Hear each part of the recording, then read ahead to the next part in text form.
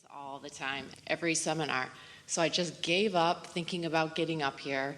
Half my questions have been answered, and here I am. So you let go of the strong question that was causing resistance enough that you couldn't get in the chair? Yes. And now you're going to give it to us? No. Hear this. In other words, we really want to make a point about this. Sure. So you let go of that. And so now what do you want to talk about? Is it different than that was? Well, I feel like it needs to be, because if I focus on that subject, I'm going to have the same negative emotions. So you'll be in the chair and still in a state of resistance. Well, I hope not. Well, you would be. Let us be clear about this. So Okay. there's something that's unanswered, and so you let it go. Okay. And when you let it go, you light it up. Yes. And so now you're up here.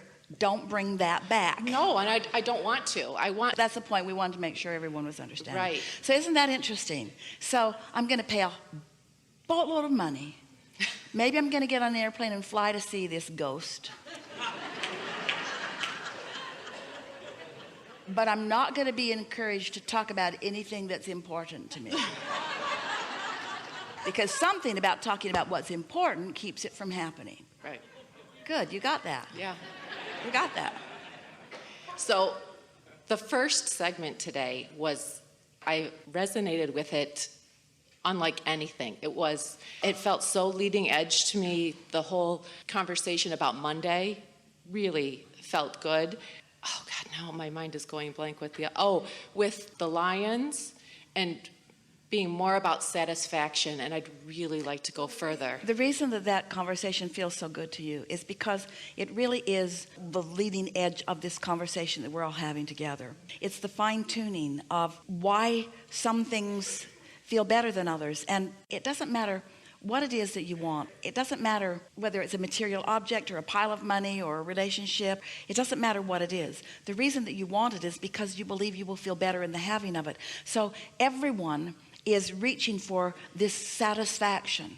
And we want to use the word satisfaction because it's a different word than you usually use when you say, I want to live happily ever after. It's a different word than you usually use when you mean success. I want success. We've been saying for a long time that success is the joy you feel. And today we're saying success is the joy you feel, or the happiness you feel, or the satisfaction that you feel. But there's something about exploring why something is more satisfying than something else is. So if for a little while, whenever you find yourself in a state of satisfaction, just stop and ask yourself, why do I feel so satisfied right now?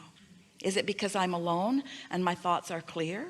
Is it because of the ambience? Why does this feel so satisfying to me?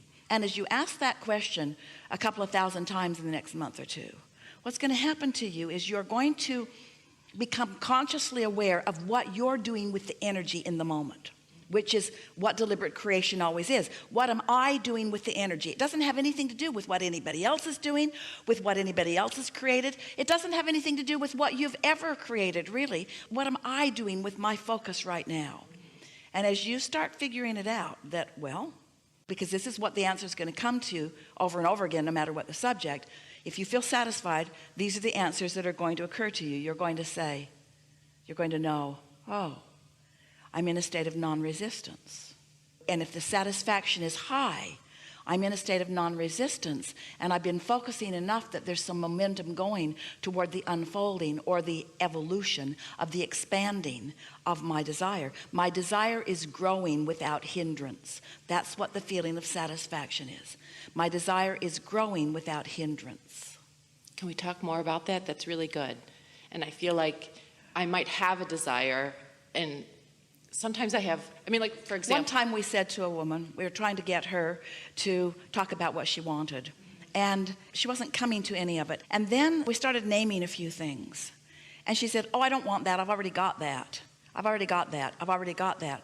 Which made it evident to her and to everyone else, certainly to us, and we amplified it, is that a lot of people think that desire or wanting is only about things not yet manifested.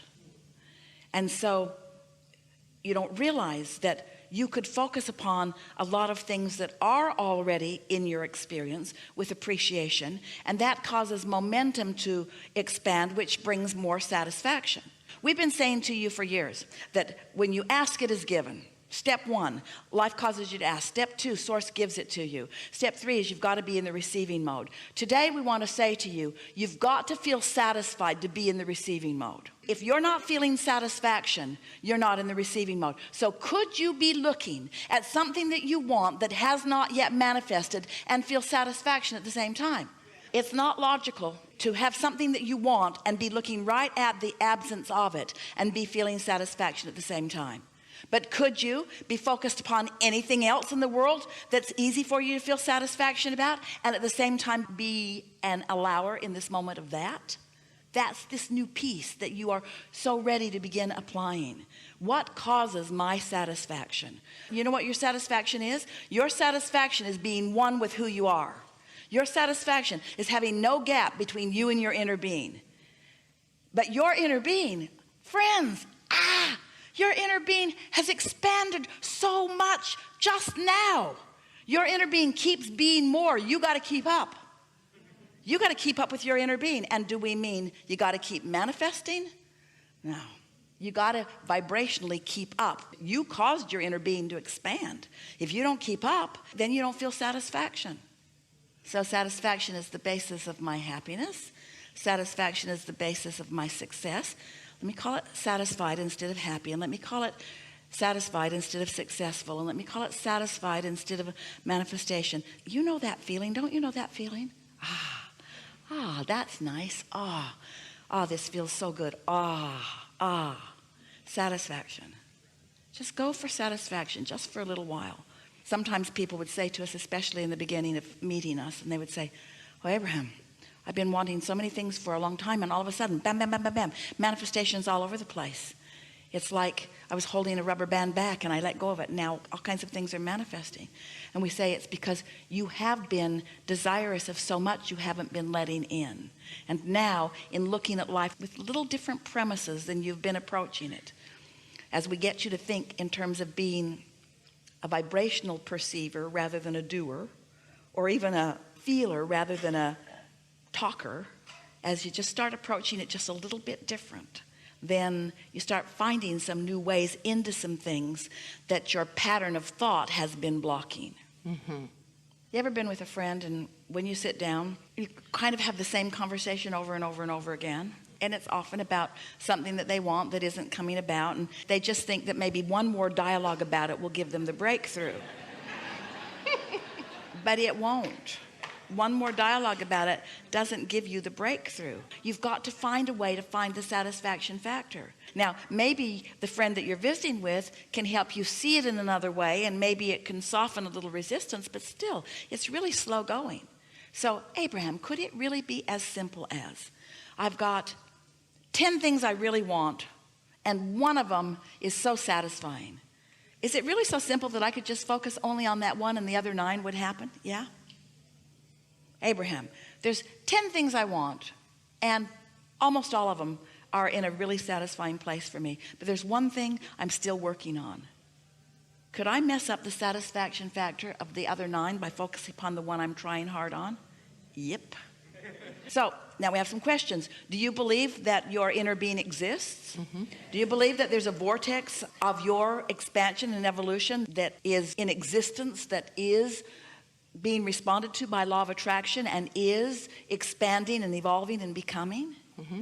Do you believe that your emotions are your indicator of how in sync with that you are or not? Mm-hmm. Doesn't the desire for satisfaction seem like just the most practical application of your blending? And if you are more often blended because you're not doing that thing you do that is keeping you from being blended, like talk about what's not working, isn't it logical that just by focusing on more things that give you satisfaction, that more of what you want will come? Is the path to what you want more work? Is it hard work? No.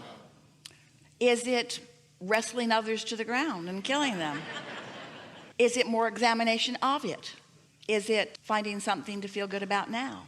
Is it deliberately going to where you can get the best view of the sunset or the sunrise? That is satisfying, isn't it? Is it a massage? Can be. Is it something delightfully prepared for you to eat. Now you can mess all of those things up with contradictory thought, but are those things easier? Is it easier for you to feel satisfied when you're on vacation or when you're at work? We're just asking. When you're on vacation or when you're at work? Have you gone deaf? Is it easier for you to feel satisfaction when you are on vacation or when you are at work? It took a while for you to admit that. Like you thought somebody was going to walk right in the room and fire you on the spot. So what is it about vacation that is more satisfying? You feel freer? So is freedom, is you getting to choose what you do more satisfying than someone else choosing what you do? So this isn't hard, is it? It's more satisfying to be on vacation than it is to be at work. We just want to know if you know the difference between what's satisfying and what isn't. You do. So now, can you always be on vacation? Yes.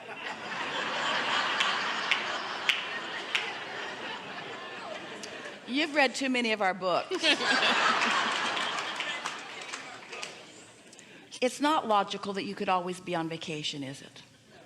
This is not going where you think it's going. We're not trying to lead you to being satisfied at work. Let's just face it, work sucks. We're having fun with you. We want you to make the distinction between what satisfies you more than other things. You've let somebody else tell you what's right for you to feel, what's right for you to do. We want you to awaken to what's satisfying to you. If you don't acknowledge that you feel better when you're free to do what you want, and you're saying, no, actually, I'm much happier when I'm doing all of the things that other people want me to do, then there's no hope for you ever finding your guidance system. If you can't tell what's hot and what's cold, or what feels good and what doesn't feel good, then your guidance will not work for you. So we're talking about the satisfaction factor, because the satisfaction factor is what's predominant in your emotional guidance system. And if you're not willing to admit what feels better, then you have no guidance. You see what we're getting at? So let's say that you have listened to our rampage and you are now acknowledging that you do know on almost every subject what feels better to you. This feels better than this feels better than this feels better than this. Do you think that you have the ability? Now, we're not talking about the manifestations. We're not talking about the things that you're doing that you have to do. We're just asking you, is it possible for you to turn your attention to more of the things that are satisfying and away from more of the things that are not satisfying? Can you turn on a television program and listen to it and feel whether it's satisfying to you or not? And once you've made that determination, do you think that you now have a stronger impetus or wisdom to move in the direction of what is satisfying and therefore away from the direction of what isn't satisfying? Well, then you're off and running. There will be momentum building quickly toward the things that matter to you. And the resistance that has been hindering you about things that really matter to you will begin dissipating so quickly that your receptive mode of being aware, your feeling of what to do, your impulses are going to be so keen that people are going to begin noticing the difference in your flow. You'll be less halting, you'll be more sure-footed. You'll be critical, not at all. You'll be more complimentary. But most of all, you'll have an attitude, a mood of ease and satisfaction about you. You're going to look like the cat that swallowed the canary. You ever see those people? You know something's going on. You can just tell something's going on. They're not going to tell you what it is, but you know something's going on. That's the way you're going to appear to those who don't know what's going on. And meanwhile, that new-found mood that will continue to gather momentum until you will really own it is the greatest tool or advantage that we've ever been able to point you toward. We've been telling you for a long time that life is supposed to feel good to you, and that life is supposed to be fun, and that you get what you want, that the universe is on your side, that when you ask for it, it is given. And now it's time for you to believe that for you. It's time for you to let the universe show you how ready it is for you to be ready.